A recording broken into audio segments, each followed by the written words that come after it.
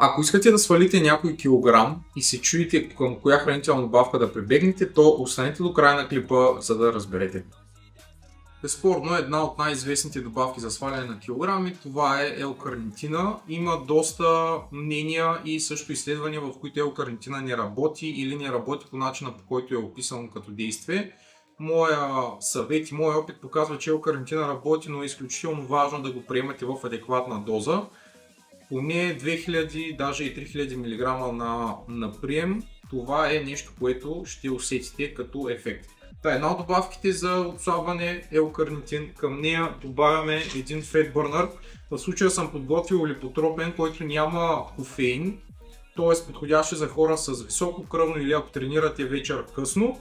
Но ако искате да приемете Fat Burner, който да съдържа кофеин, да ви дава малко повече енергия, то тогава прибегнете по някой термогенен Fat Burner.